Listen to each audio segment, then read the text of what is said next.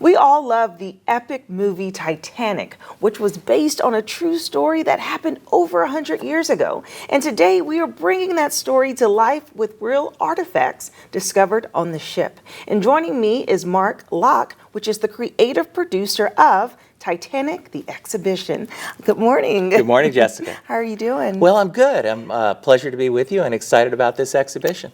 Me too. This sounds so cool. I personally love the movie. I love the film. I love the story it was told. I think it's one of only 3 movies that last 3 hours or more. Yes, indeed. And it's so historic, and it really hits home with just the history and what happened to those people. So how did you get involved with participating in the Titanic?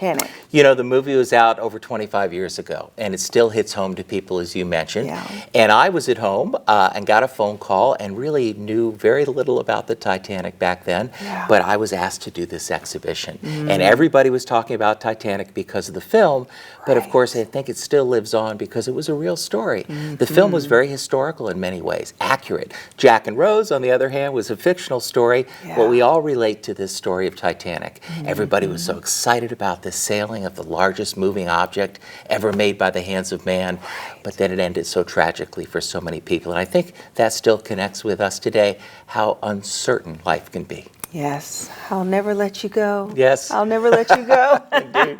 Women and children first. I haven't seen him forever, but these lines stick out in our heads. That's right. And the items that were on the ship were valuables. They were unique, antique, classy, because it was high-class folks that were riding on the Titanic. And so tell me about this exhibition that you currently have out of Chicago. Yep. We're at the West Old Orchard Mall, north of Chicago. Some of your viewers may remember when we were at the Museum of Science and Industry over 20 years ago now. Okay. Then people lined up around the block and they wanted to see this exhibition. We're coming back now to this region, just north of Chicago, like I said, in Skokie. And a wonderful exhibition, the biggest one we've ever done. Wow. Very theatrical, full-scale recreation of the Grand Staircase. You'll look into a first-class cabin, a third-class cabin, go down into the boiler room where the men were shoveling coal to keep the Titanic moving, out onto the promenade deck, and then you'll walk face-to-face with the iceberg as well. So very theatrical, but 350 objects also, historical objects that connect in a very real way, I think. Oh my goodness, that sounds so cool. I'm just thinking about the experience because this is an immersive experience. That's and the exhibition is in Chicago. People can take a road trip down to explore something fabulous and really feel like they're on the Titanic, it sounds like. That's the idea, is to give you that energy. Remember, it started out as a very hopeful story. We tell it that way. You walk in, you get a boarding pass, and on that boarding pass is the name of a passenger. And I think people initially take it as a souvenir, and there's a little bit about the passenger, and even have fun with it. Look, Dad's in third class and Mom's in first class. But as you make your way through and the story gets a little more serious and then unfortunately gets tragic, there's a wall of over 2,200 names that were aboard the ship. And people won't leave the exhibit until they find the name on that boarding pass up on that wall. And I think it has a little to do with the historical side, a passenger, a crew member, but I think, as I mentioned, I think it connects personally. You stand there with your friends and your family, and how many times do we learn this lesson of technology surging forward, which we're all proud of as a human race, but sometimes it can end tragically, and we're uncertain. We get up in the morning, think everything's going to be fine, and then that fragility of life sometimes steps in. And that's the story of Titanic. Yeah, and so let's talk about some of the items that you brought in. And of course, with anything that is an artifact, you want to put on the white glove to preserve it. This first piece, this is obviously a teacup and a saucer. Interesting in that every class, the 3 classes aboard Titanic, they all had their own china. But nothing said Titanic on it. It said White Star Line, so they could be shared with Titanic sister ships. Okay. This, though, was only made for Titanic. Wow. And it's made by Spode. It's that cobalt blue and gold, but it wasn't recovered from the ocean floor. Titanic sailed from Southampton, then to Cherbourg, France, then to Queenstown, Ireland, then off to New York. Somebody, a few people, just sailed from Southampton to Ireland. Okay. And somebody took this off the boat as a souvenir. You know, we joke about taking towels from the Holiday Inn, right?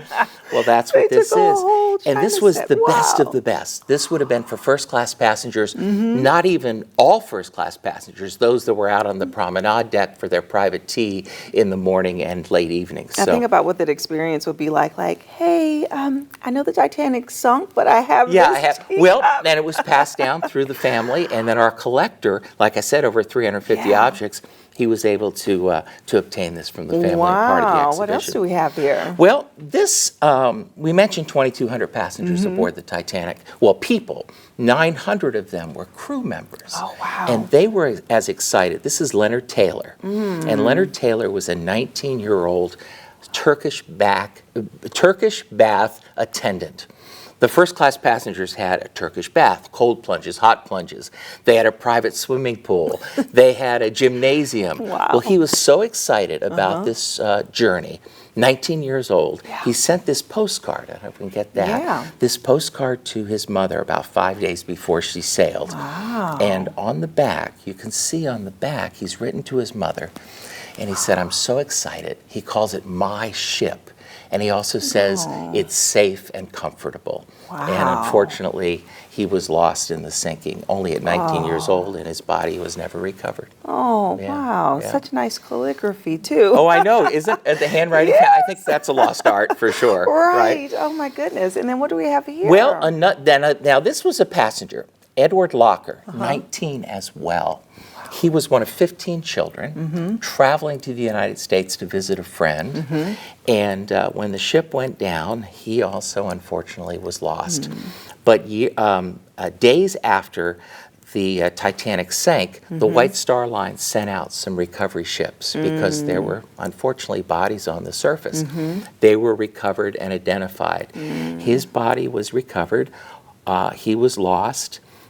He was buried at sea, but this gold medal, ironically, for swimming, was something he won when he was only 10 years old, and he had it on his body, and that was recovered and returned the personal effects to his father July of that year. Remember, Titanic went down on April 15th. Wow. Yeah. So exciting. Yeah. Such good information. Before we go, really quickly, let us know about your experience diving down. 'Cause you actually got to go down and explore. It's a memory that I will never, ever forget, as you can imagine. You go out to the wreck site and you're with the most experienced, most qualified folks in the world, historians and deep sea diving experts. Yes. And I remember getting inside that small submersible, and they turned the hatch above me and sealed it, picked up the submersible and put it into the ocean. Cameron's film at the beginning, the same subs, the same experience. And then you start this descent that takes 2 hours and 15 minutes. You look out the porthole, it's bright blue ocean in the morning, and in 15 minutes it fades to black. And for the next 2 hours you're in the dark.